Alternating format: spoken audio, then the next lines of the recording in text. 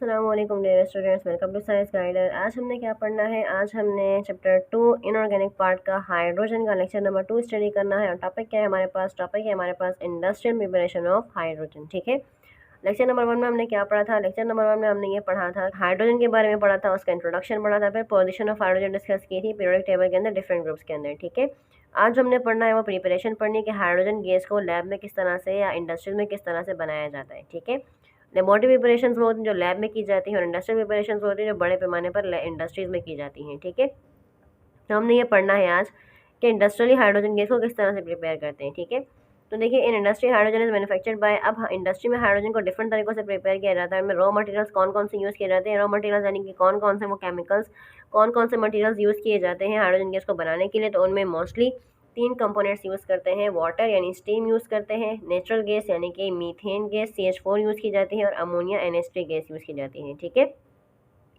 इसके अलावा और भी तरीके हैं, और भी कंपाउंड्स हैं, लेकिन आपकी बुक के अकॉर्डिंग ये 3 मेथड्स, 3 कंपाउंड्स आपको गिवन हैं। ठीक है, अब हम देखते हैं कि कौन कौन से मेथड्स के जरिए हाइड्रोजन गैस को बनाया जाता है। वही फर्स्ट मेथड है हमारे पास by steam coke process. 3 steam के प्रोसेस हैं, फिर 2 थर्मल डिकम्पोजिशन के प्रोसेस है, और एक इलेक्ट्रोलाइसिस का है। तो हमने ये तमाम तकरीबन 6 से 7 मेथड्स जो हमने स्टडी करने के, इन तमाम मेथड्स को यूज़ करते हुए किस तरह से हाइड्रोजन गैस को बनाया जाता है।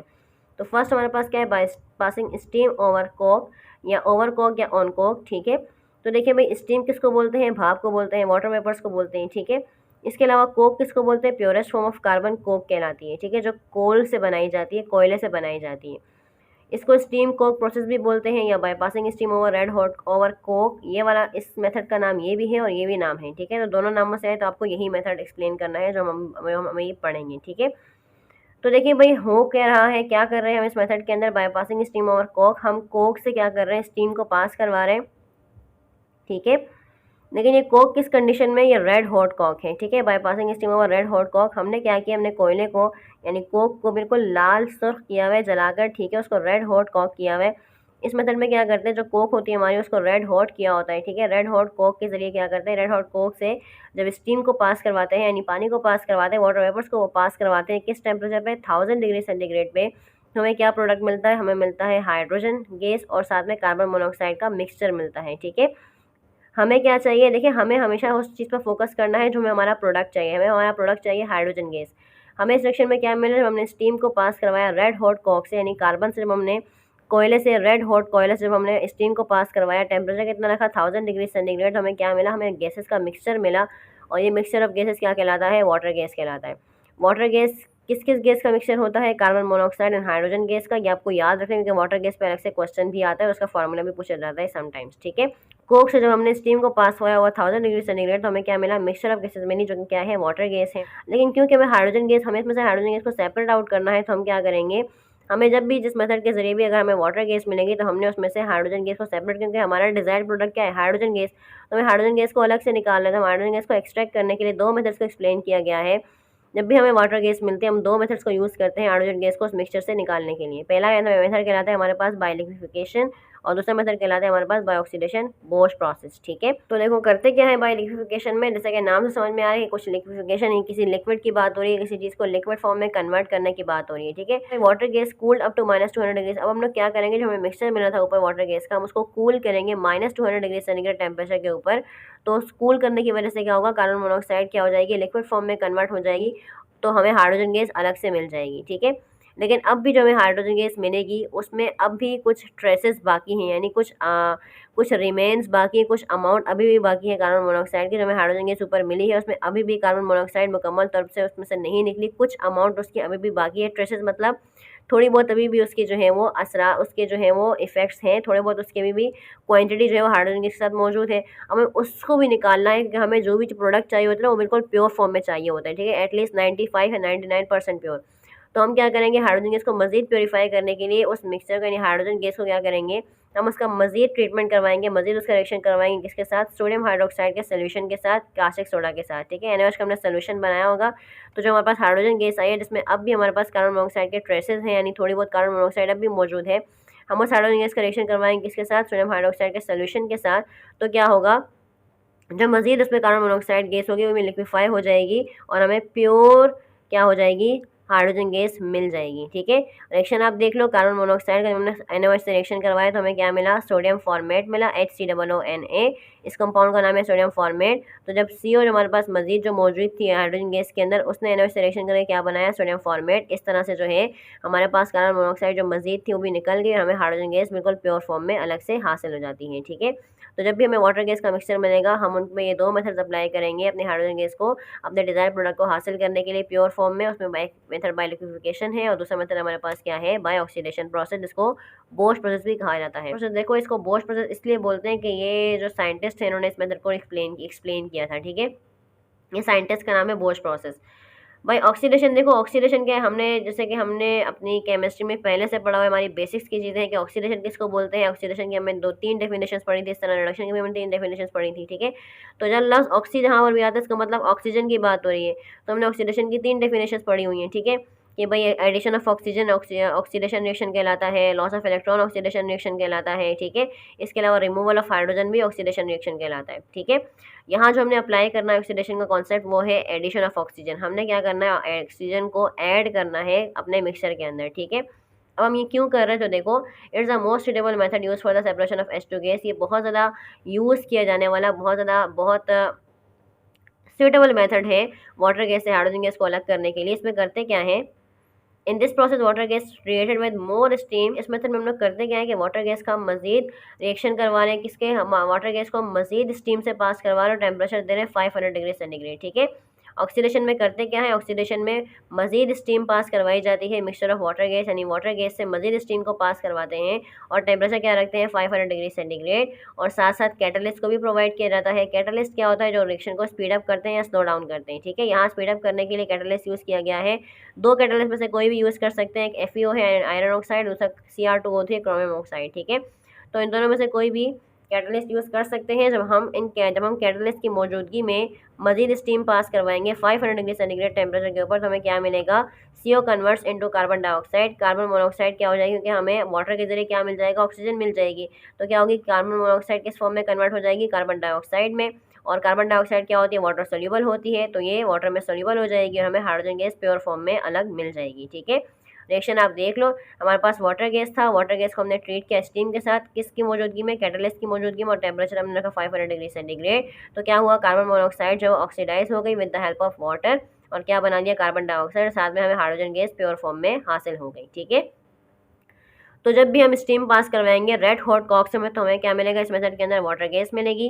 तो हम वाटर गैस से हमें जब भी हाइड्रोजन गैस को सेपरेट करना हो तो हम इन 2 मेथड में से कोई भी मेथड अप्लाई कर सकते हैं। उनमें बाय लिक्विफिकेशन भी है और बाय ऑक्सीडेशन बोश प्रोसेस भी है। ठीक है, पेपर में ये क्वेश्चन डिफरेंट तरीके से आता है, कंप्लीट इंडस्ट्रियल प्रिपरेशन भी पूछ सकते हैं, कोई एक इंडस्ट्रियल प्रिपरेशन भी पूछ सकते हैं और साथ में एक्सट्रैक्शन के मेथड भी पूछ सकते हैं, जिनमें लिक्विफिकेशन भी हो सकता है और ऑक्सीडेशन भी हो सकता है। ठीक है, तो ये क्वेश्चन डिफरेंट तरह से आता है, लॉन्ग सेक्शन में भी आ सकता है, शॉर्ट में भी आ सकता है।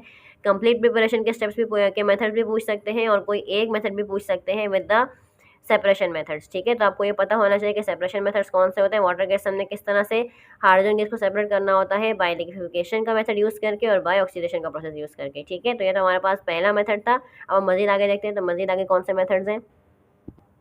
देखो, जैसे मैंने आपको बताया था कि स्टीम के मेथड्स के, स्टीम को यूज़ करने के 3 मेथड्स हैं हमारे पास। ठीक है, एक तो हमने पढ़ लिया कि स्टीम को हमने रेड हॉट कॉक से पास करवाया तो हमें क्या मिला, किस तरह से हमें प्रोडक्ट मिला, हमने किस तरह से उससे अपने डिज़ायर प्रोडक्ट यानी कि हाइड्रोजन गैस को हमने सेपरेट किया। देखो, हम कुछ भी जब हम लैब में बनाते हैं ना, तो हमारा जो डिज़ायर प्रोडक्ट होता है हमारा फोकस उस पर होना चाहिए, हमें उसको हर हाल में हासिल करना होता है। ठीक है, तो सेकंड मेथड हमारे पास क्या है, फ्रॉम नेचुरल गैस, कि हम नेचुरल गैस के ज़रिए भी हाइड्रोजन गैस को बना सकते हैं, या इसी मेथड का दूसरा नाम है स्टीम एंड हाइड्रोकार्बन प्रोसेस। ठीक है, ये मेथड इस नाम से भी आ सकता है, इस नाम से भी आ सकता है। फ्रॉम नेचुरल गैस भी इस मेथड का नाम है और स्टीम एंड हाइड्रोकार्बन प्रोसेस भी इसका नाम है। यानी इस मेथड के अंदर भी हम स्टीम ही पास करवा रहे हैं, किससे पास करवा रहे हैं, नेचुरल गैस से पास करवा रहे हैं, तो उसी को हाइड्रोकार्बन कहा जाता है। हाइड्रोकार्बन क्या होता है, जो कार्बन और हाइड्रोजन के कंपाउंड्स होते हैं। ठीक है, हमें पता है अच्छी तरह से कि नेचुरल गैस का फॉर्मूला क्या होता है, CH4, मीथेन गैस, तो ये क्या है, एक हाइड्रोकार्बन है। तो अगर आपके पास मेथड का ये नाम आता है स्टीम एंड हाइड्रोकार्बन प्रोसेस, तब भी आपने यही बताना है, और अगर आता है फ्रॉम नेचुरल गैस तब भी आपने यही लिखना है। ठीक है, अब इसमें होता क्या है, बेसिकली हमने क्या किया, हाइड्रोकार्बन लिया, कौन सा हाइड्रोकार्बन लिया, मीथेन लिया। मीथेन क्या है, सिंपलेस्ट हाइड्रोकार्बन और अल्केन सीरीज का पहला मेंबर होता है। ठीक है, तो मीथेन गैस क्या है, CH4, इसका फॉर्मूला हम क्या कर रहे हैं, स्टीम पास करवा रहे हैं, स्टीम वो यानी वाटर वेपर्स पास करवा रहे हैं। और हम यहाँ भी कंडीशन अप्लाई कर रहे हैं, कौन कौन सी कैटलिस्ट यूज़ कर रहे हैं, निकल, और टेम्परेचर दे रहे हैं 900 डिग्री सेंटीग्रेड, ठीक है। तो इसके नतीजे में हमें क्या मिलेगा, CH4, और जब हम लोग वाटर का रिएक्शन करवाएंगे यानी स्टीम पास करवाएंगे CH4 से अंडर टेम्परेचर 900 डिग्री सेंटीग्रेड और कैटलिस्ट यूज़ कर रहे हैं निकल, तो हमें क्या मिलेगा, हमें अगेन मिक्सचर मिल रहा है गैसेस का, जो कि क्या कहलाता है, वाटर गैस। अगेन हमें कार्बन मोनोऑक्साइड मिलेगी और हाइड्रोजन गैस का मिक्सचर मिलेगा यानी वाटर गैस मिलेगी, ठीक है। तो हमने इस मेथड में भी क्या करना है, हम वही करेंगे, हम अगेन सेपरेशन मेथड्स पर जाएंगे, बाय लिक्विफिकेशन यूज़ करेंगे या बाय ऑक्सीडेशन प्रोसेस यूज़ करेंगे और हाइड्रोजन गैस को सेपरेट कर देंगे, ठीक है। थर्ड देख लो, हमारे पास थर्ड क्या है, स्टीम मेथनॉल प्रोसेस, ठीक है। हम क्या कर रहे हैं, हम मिथनॉल से स्टीम को पास करवा रहे हैं, ठीक है। मिथनॉल, एक तो बात ध्यान में रखिएगा कि जिस कंपाउंड के आखिर में OL लगा होता है वो अल्कोहल फैमिली से ताल्लुक़ रखता है, ठीक है। तो मिथनॉल क्या है, एक अल्कोहल है, सिंपल अल्कोहल कहलाता है, अल्कोहल सीरीज का पहला मेंबर है, ठीक है। इसके अलावा इसको मिथनॉल को मिथाइलेटेड स्पिरिट भी कहा जाता है, जो लैब में स्प्रिट लैम्प नहीं होता जिसको हम हीट करने के लिए यूज़ करते हैं स्प्रिट लैम्प को, उसमें स्प्रिट के तौर पर भी इस्तेमाल किया जाता है मिथनॉल, ठीक है। इसके अलावा जो है मिथनॉल क्या है, सिंपलेस्ट अल्कोहल है, सबसे पहला अल्कोहल है, ये अल्कोहल सीरीज का पहला अल्कोहल कहलाता है, मिथाइल अल्कोहल इसका नाम है और इसको मिथनॉल भी कहा जाता है। यानी हम क्या कर रहे हैं, हमारा थर्ड मेथड क्या है कि हम मिथनॉल से स्टीम को पास करवाएंगे हाइड्रोजन गैस को बनाने के लिए, ठीक है। तो चलो मेथड देख लेते हैं।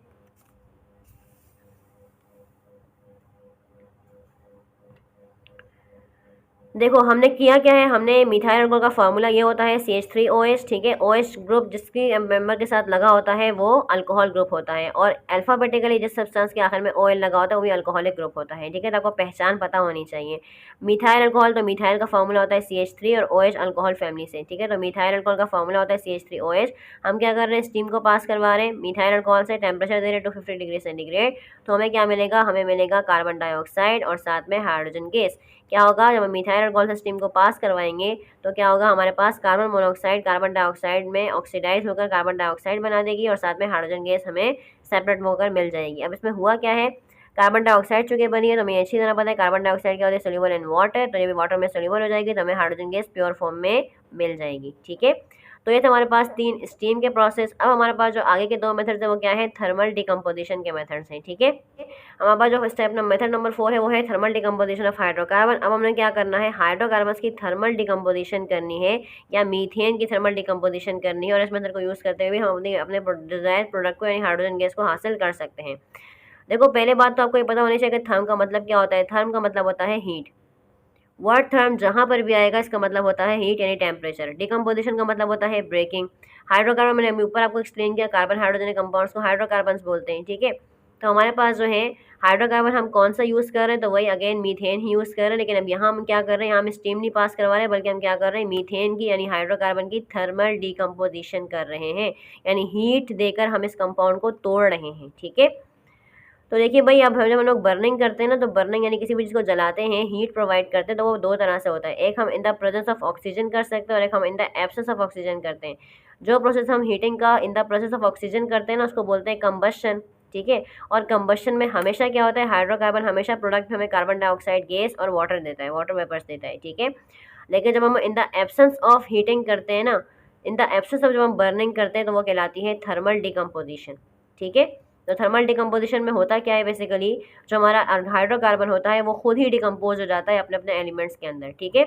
यानी देखो मैंने आपको क्या बताया, यहाँ आपको ये डिफरेंस पता होना चाहिए कि जब हम हीटिंग कर रहे हैं यानी बर्निंग कर रहे हैं, किसी भी चीज़ को जला रहे हैं या उसको डिकम्पोज कर रहे हैं, उसकी बर्निंग कर रहे हैं, तो बर्निंग अगर हम ऑक्सीजन के प्रेजेंस में करेंगे तो बर्निंग कहलाती है कंबशन रिएक्शन, और अगर हम ऑक्सीजन के एब्सेंस में करेंगे बर्निंग तो वो कहलाती है थर्मल डिकम्पोजिशन, ठीक है। अगर हम कंबशन करते हैं तो हाइड्रोकार्बन की हमें क्या मिलता है प्रोडक्ट में, हमें मिलता है कार्बन डाइऑक्साइड गैस और वाटर मॉलिक्यूल, ठीक है। और जब हम यही burning in the absence of oxygen करते हैं तो क्या होता है, जो हमारे पास हाइड्रोकार्बन होता है ना वो खुद ही उसका बॉन्ड ब्रेक हो जाता है, यानी वो एलिमेंट जो हाइड्रोकार्बन के अंदर जो एलिमेंट्स होते हैं ना कार्बन हाइड्रोजन, उनके आपस के बॉन्ड ब्रेक हो जाता है और वो दोनों एलिमेंट सेपरेट हो जाते हैं, ठीक है। तो इसकी तरह में क्या मिलेगा, यानी अगर हम बात करते हैं कार्बन हाइड्रोजन की, तो मीथेन का भी हमने ऊपर फार्मूला देखा क्या होता है, CH4 होता है। तो यानी जब हम थर्मल डिकम्पोजिशन करेंगे द एब्सेंस ऑफ ऑक्सीजन, जब हम इसको हीट करेंगे तो क्या होगा, कार्बन और हाइड्रोजन का बॉन्ड ब्रेक हो जाएगा, कार्बन अलग हो जाएगा और हाइड्रोजन गैस अलग हो जाएगी, ठीक है। तो देखो डिकम्पोजिशन भी हमारे पास मुख्तलिफ तरह की होती है, यानी ब्रेकिंग जो हम करते हैं थर्मल डिकम्पोजिशन मुख्तलिफ तरह की होती है, एक थर्मल होती है, एक इलेक्ट्रिकल होती है और एक वाटर की होती है, ठीक है। थर्मल डिकम्पोजिशन यानी कि जो हम हीट के जरिए कर रहे हैं, बट इन द जो हम हीट तो कर रहे हैं but in the absence of oxygen हम करते हैं, ठीक है, तो वो कहलाती है थर्मल डिकम्पोजिशन, इसको पायरोलाइसिस भी कहा जाता है।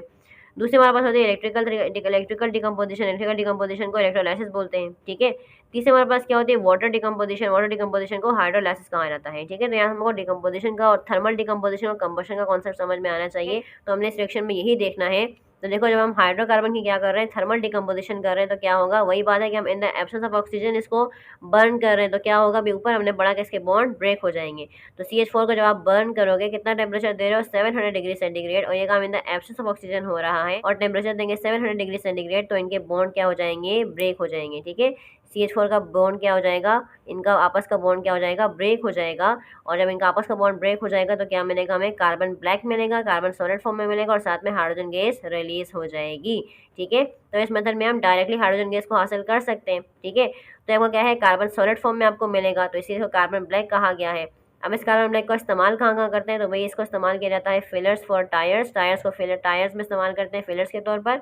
और इसके अलावा इस कार्बन ब्लैक को यानी कार्बन जो हमारे पास कोयला होता है, उसको कहाँ कहाँ इस्तेमाल करते हैं भाई, इंक्स में इस्तेमाल करते हैं ब्लैक कलर देने के लिए, प्लास्टिक्स में इस्तेमाल करते हैं, इसके अलावा पेंट्स वगैरह में इस्तेमाल करते हैं, और जो प्रिंट पेपर्स होते हैं उनमें भी इस्तेमाल करते हैं। तो ये था हमारे पास मेथड नंबर 4। अब देखो नेक्स्ट हमारे पास मेथड क्या है, thermal decomposition of ammonia. Again हम वही कर रहे हैं, थर्मली डिकम्पोज कर रहे हैं, बट इस बार हाइड्रोकार्बन को नहीं कर रहे, किसको कर रहे हैं, अमोनिया को कर रहे हैं, जो इट्सेल्फ गैस है, ठीक है। अमोनिया गैस कहलाती है NH3, ठीक है। अब हम क्या कर रहे हैं, थर्मली डिकम्पोज कर रहे हैं, हाइड्रोकार्बन को नहीं की जा रही, अमोनिया की थर्मल डिकम्पोजिशन की जा रही है। In the absence of oxygen ये काम भी होगा, ठीक है, क्योंकि हमें पता है thermal decomposition absence of oxygen में ही होती है। तो देखिए भाई हम क्या कर रहे हैं, हमने NH3 का मॉलिक्यूल लिया, जो NH3 हम यहाँ पे NH3 अमोनिया गैस यूज़ कर रहे हैं ना, वो क्या है, लिक्विड अमोनिया है, ठीक है। लिक्विड अमोनिया मैंने यहाँ पे यूज़ की, हमने उसको कंडीशन दी, क्या कंडीशन दी, हम लिक्विड अमोनिया को हीट कर रहे हैं 1000 डिग्री सेंटीग्रेड के ऊपर, और कोई कैटलिस्ट यूज़ कर रहे हैं साथ में, ठीक है। तो हमें क्या मिलेगा इस रिएक्शन में प्रोडक्ट, इस रिएक्शन में प्रोडक्ट मिलेगी नाइट्रोजन गैस और साथ में हाइड्रोजन गैस का मिक्सचर मिलेगा, ठीक है। तो हम क्या करेंगे, mixture of N2 in hydrogen gas cool to -196 degree centigrade. अब इस मिक्सचर ऑफ गैसेस को, जो कि नाइट्रोजन और हाइड्रोजन गैस का मिक्सचर है, हम इसको कूल करेंगे -196 डिग्री सेंटीग्रेड के ऊपर। तो क्या होगा, N2 गैस जो है वो लिक्विड फॉर्म में कन्वर्ट हो जाएगी और अलग हो जाएगी, और हाइड्रोजन गैस अलग हो जाएगी। क्लियर हुई ये बात कि इस मेथड में क्या हो रहा है। अब देखो लास्ट हमारे पास मेथड क्या है, लास्ट हमारे पास मेथड है by the electrolysis of water. अब इस मेथड को पढ़ने से पहले बिल्कुल डिफरेंट मेथड है, पांचवा, ठीक है, छठा मेथड। सबसे पहले तो आपको ये पता होना चाहिए इलेक्ट्रोलाइसिस किसको बोलते हैं, ठीक है। लाइसिस वर्ड जहाँ पर भी आएगा ना, इसका मतलब है ब्रेकिंग, कोई चीज़ टूट रही है। इलेक्ट्रोलाइसिस यानी कि क्या हो रहा है, इलेक्ट्रिसिटी की वजह से, ये एक प्रोसेस होता है, आपने को केमिस्ट्री में पढ़ा होगा चैप्टर इलेक्ट्रोकेमिस्ट्री के अंदर, कि क्या होता है, इलेक्ट्रिसिटी का हम प्रोवाइड करते हैं, बनाते हैं, और जब हम उसमें से इलेक्ट्रिसिटी को पास करवाते हैं तो वो कंपाउंड अपने आइंस में ब्रेक हो जाता है, तो इस प्रोसेस को बोलते हैं इलेक्ट्रोलाइसिस, ठीक है। अब हम इलेक्ट्रोलाइसिस कर रहे हैं किसकी, वाटर की कर रहे हैं, यानी वाटर को भी हम ब्रेक करेंगे उसके आइंस के अंदर, ठीक है। अब ये कैसे होगा, क्योंकि देखो इलेक्ट्रोलाइसिस के लिए यानी कोई भी सोल्यूशन उस वक्त लाइट कंडक्ट करता है जब वो इलेक्ट्रोलाइट कहलाता है। इलेक्ट्रोलाइट्स वो होते हैं जो लाइट को पास करने की सलाहियत रखते हैं, हर सब्सटेंस इलेक्ट्रोलाइट नहीं होता। तो अब हमने इसी तरह से वाटर की भी डिकम्पोजिशन करनी है, वाटर को भी उसके आयंस में ब्रेक करना है with the help of electricity. अब हम देखते हैं कि इस मेथड में हुआ क्या है, by using this method we obtain H2 gas. अच्छा, अब ये वाली बात आपको याद रखनी है कि हम, अगर आपके पास सवाल आता है कि हम किस मेथड के जरिए इंडस्ट्रियल प्रिपरेशन में किस मेथड के जरिए हाइड्रोजन गैस को बिल्कुल प्योरेस्ट फॉर्म में हासिल कर सकते हैं, तो ये वाला मेथड है इलेक्ट्रोलाइसिस ऑफ वाटर। इस मेथड को यूज़ करते हुए हम हाइड्रोजन गैस को बिल्कुल प्योर फॉर्म में हासिल कर सकते हैं, ठीक है।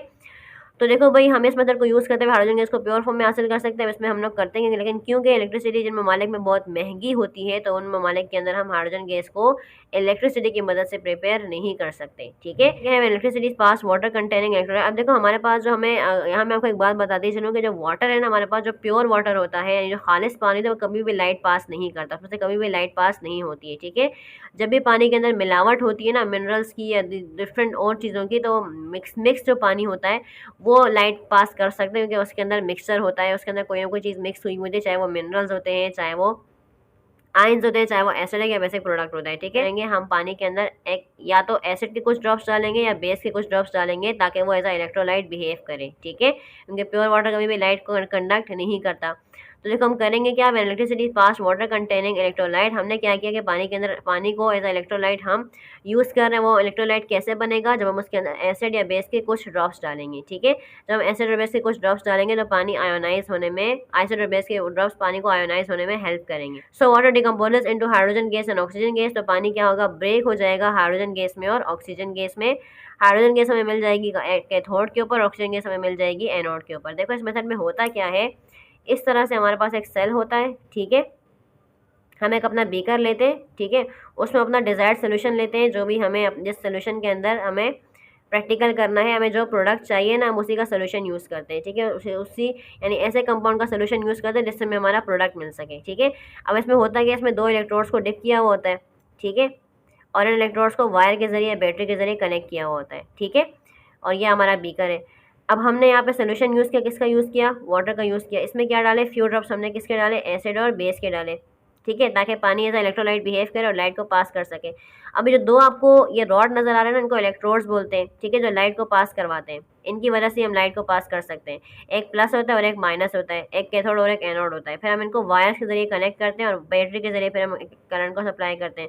फिर हम पता है कि बैटरी के भी 2 एंड्स होते हैं, एक नेगेटिव और एक प्लस। तो नेगेटिव वाले सिरे को प्लस वाले के साथ जोड़ते हैं, प्लस वाले को माइनस वाले के साथ जोड़ते हैं, ठीक है। हम करते क्या है, अपने सोल्यूशन के अंदर इलेक्ट्रिसिटी को पास करवाते हैं with the help of battery. तो होता क्या है कि यहाँ पे जो हमने कंपाउंड डाला हुआ, जो हमारा इलेक्ट्रोलाइट की तरह पे बिहेव कर रहा है पानी के अंदर, वो इलेक्ट्रिसिटी की मदद से क्या हो रहा है, देखो जब हम किसी भी सब्सटेंस का सोल्यूशन बनाते हैं ना, तो उसकी बॉन्डिंग थोड़ी सी वीक हो जाती है, ठीक है। यानी मिसाल के तौर पर अगर मैं आपको नमक की मिसाल दूँ, तो नमक कैसा होता है, अगर हम नमक को सॉलिड फॉर्म में लें या जब हम उसका सोल्यूशन बनाएं, तो दोनों में फ़र्क होता है। सॉलिड फॉर्म में सॉल्ट कभी भी लाइट को पास नहीं करता, लेकिन जब हम उसी सॉल्ट का सोल्यूशन बनाते हैं, जब हम उसी नमक को पानी में मिक्स कर देते हैं ना, तो होता क्या है कि नमक और की जो बॉन्डिंग होती है ना, वो पानी में मिक्स होने की वजह से वीक हो जाती है, ठीक है। वो थोड़ा सा उसके अंदर, यानी मिसाल के तौर पर देखो, ये आपका नमक है ना, ये सॉलिड नमक है, ठीक है। अब आपने क्या किया, आपने ये सॉलिड नमक लिया, आपने इसका सोल्यूशन बना दिया, ठीक है। जब आप सोल्यूशन बनाओगे ना, आपको पता है नमक का फार्मूला होता है NaCl। जब आप सोल्यूशन बना दोगे ना, तो ये तो इसकी बॉन्डिंग थोड़ी सी वीक होना शुरू हो जाएगी Na+ और Cl- में, ठीक है।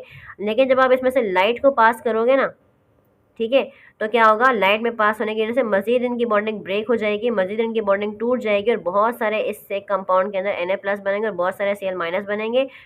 और इस प्रोसेस में होता क्या है कि जब हम लाइट को पास करते हैं ना, तो जो आयंस इसमें डिसोसिएट हुए हुए, जो कंपाउंड आपका आयंस में डिसोसिएट हुआ होता है ना, यानी आयंस में टूटा हुआ होता है, वो अपने रिस्पेक्टिव इलेक्ट्रोड्स की तरफ मूव कर जाते हैं और वहाँ जाकर जमा होते रहते हैं। यानी ये समझ लो कि जो आपके पास प्लस वाला इलेक्ट्रोड है ना, इसके ऊपर Cl- जाकर जमा होगा, जो माइनस वाला इलेक्ट्रोड है इसके ऊपर Na+ वाले जमा होंगे, ठीक है। ये आप लोगों ने क्लास 9 की केमिस्ट्री में इलेक्ट्रोकेमिस्ट्री वाले चैप्टर में पूरा इलेक्ट्रोकेमिस्ट्री का चैप्टर पढ़ा है, उसमें आप लोगों ने इलेक्ट्रोलाइसिस पढ़ी थी, वाटर के अंदर भी और NaCl के अंदर भी, ठीक है। तो ये वही सारी कहानी मैं बता रही हूँ कि जब भी हम किसी कंपाउंड का किसको सॉलिड फॉर्म में लेंगे ना, तो वो कभी भी लाइट पास नहीं करता, हम हमेशा उसका सोल्यूशन लेते हैं। तो सोल्यूशन में होता क्या है कि वो सब्सटेंस की जो बॉन्डिंग होती है ना, वो वीक हो जाती है, और जब हम उसमें से लाइट पास करते हैं ना, तो वो बॉन्डिंग बिल्कुल टूट जाती है और वो कंपोनेंट जो है वो आयंस फॉर्म में ब्रेक हो जाते हैं। और जब वो आयंस फॉर्म में ब्रेक हो जाते हैं ना, तो वो अपने अपने इलेक्ट्रोड्स के ऊपर जमा होना शुरू हो जाते हैं, अपोजिट इलेक्ट्रोड्स के ऊपर। प्लस वाला माइनस के ऊपर जाके जमा होता है और माइनस वाला प्लस के ऊपर जाके जमा होता है, ठीक है। इन्हीं इलेक्ट्रोड्स को कैथोड और एनोड कहा जाता है, ठीक है। तो देखो भाई, इसी तरह से पानी के साथ भी हुआ। मैंने आपको बोला कि पानी क्या होता है, पानी प्योर फॉर्म में कभी भी लाइट को पास नहीं करता। तो हम क्या करते हैं, पानी को इलेक्ट्रोलाइट की तरह बिहेव करवाने के लिए उसमें एसिड या बेस के कुछ ड्रॉप्स डालते हैं। वो एसिड भी डाल सकते हैं, बेस भी डाल सकते हैं, कुछ ड्रॉप्स डालते हैं।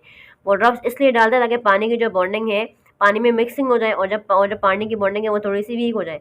और जब पानी की बॉन्डिंग वीक हो जाती है, तो हम क्या करते हैं, हम लाइट को पास करवाते हैं। जब लाइट को पास करवाते हैं, तो पानी लाइट को कंडक्ट करवाता है, पानी के अंदर से फिर बिजली गुजरती है, लाइट पास होती है। तो लाइट पास होने की वजह से क्या होगा, पानी का मॉलिक्यूल ब्रेक हो जाता है किसमें, हाइड्रोजन गैस में और ऑक्सीजन गैस में, ठीक है। तो और ये गैसेस क्या होते हैं, अपने रिस्पेक्टिव इलेक्ट्रोड्स के ऊपर जाके जमा हो जाते हैं। H2 gas collect at cathode, hydrogen gas किस पे जाएगी, यहाँ पर माइनस के ऊपर, ऑक्सीजन गैस कहाँ पे जाएगी, एनोड के ऊपर, ठीक है। क्योंकि ऑक्सीजन के ऊपर माइनस का साइन होता है, हाइड्रोजन के ऊपर प्लस का साइन होता है। जब हम इलेक्ट्रॉन्स को निकालेंगे, फिर हम इलेक्ट्रॉन के जरिए अपने रिस्पेक्टिव जो गैसेज हैं उनको हम सेपरेट आउट कर लेते हैं, ठीक है। तो ये था हमारे पास इलेक्ट्रोलाइसिस ऑफ वाटर, कि हम इलेक्ट्रोलाइसिस के जरिए भी वाटर के इलेक्ट्रोलाइसिस करके भी हाइड्रोजन गैस को हम हासिल कर सकते हैं, हाइड्रोजन गैस को बना सकते हैं। बट क्योंकि ये बहुत एक्सपेंसिव मेथड होता है, क्योंकि इसमें बिजली का इस्तेमाल किया जाता है, तो बिजली जिन ममालिक में बिजली महंगी है, उनमें इस मेथड को इस्तेमाल नहीं किया जाता। बट ये भी अपनी जगह पर एक बात है कि सबसे ज़्यादा प्योरेस्ट फॉर्म में हाइड्रोजन गैस को हासिल करने का तरीका ये है, जो ये वो मेथड है, प्रिपरेशन है, जिससे हमें हाइड्रोजन गैस बिल्कुल प्योरेस्ट फॉर्म में हासिल होती है, ठीक है। तो ये था हमारे पास industrial preparation of hydrogen gas. Hopes हो कि आपको क्लियर हुआ होगा, आपको समझ में आया होगा। बुक में जिस तरह से आपके पास इंडस्ट्रियल प्रिपरेशन लिखी हुई है ना, इक्वेशन के साथ आपको वर्डिंग भी साथ साथ लिखनी है, ठीक है। मैंने आपको कॉन्सेप्ट समझा दिया है कि किस तरह से रिएक्शन किस तरह से हो रहा है, किस तरह से कौन से कंपाउंड्स रिएक्शन कर रहे हैं, तो हमें क्या मिलता है, हमने आगे किस तरह से प्रोसीड करना है। तो बुक में जिस तरह से वर्डिंग के साथ लिखा हुआ है, आपने भी उसको वर्डिंग के साथ ही याद करना है, ठीक है। तो होप्स हो कि आपको ये पूरा टॉपिक समझ में आया होगा, इंडस्ट्रियल प्रिपरेशन आपको समझ में आई होगी। फिर भी अगर कोई एक स्टेप भी अगर आपको समझ में ना आया हो, या कोई मेथड ऑफ प्रिपरेशन आपको समझ में ना आया हो, और अगर आपको कोई क्वेश्चन हो तो आप मुझसे कमेंट सेक्शन में पूछ सकते हैं, ठीक है। इंशाल्लाह नेक्स्ट क्लास में हम अपना नेक्स्ट टॉपिक स्टडी करेंगे, जो कि होगा हमारा एटॉमिक हाइड्रोजन या टाइप्स ऑफ हाइड्रोजन, जिसमें हमने टाइप्स ऑफ हाइड्रोजन को स्टडी करना है। फिर इंशाल्लाह उसके बाद हमारे पास जो लास्ट टॉपिक इस चैप्टर का है वो है बाइनरी कंपाउंड्स ऑफ हाइड्रोजन, फिर हम उसको स्टडी करेंगे, ठीक है। तो वीडियो पसंद आई है, समझ में आई है तो उसको लाइक करें, शेयर करें, चैनल को सब्सक्राइब कर दें। इंशाल्लाह नेक्स्ट क्लास में मिलते हैं नेक्स्ट टॉपिक के साथ। तब तक अपना बहुत सारा ख्याल रखिएगा। अल्लाह हाफिज़ नासिर।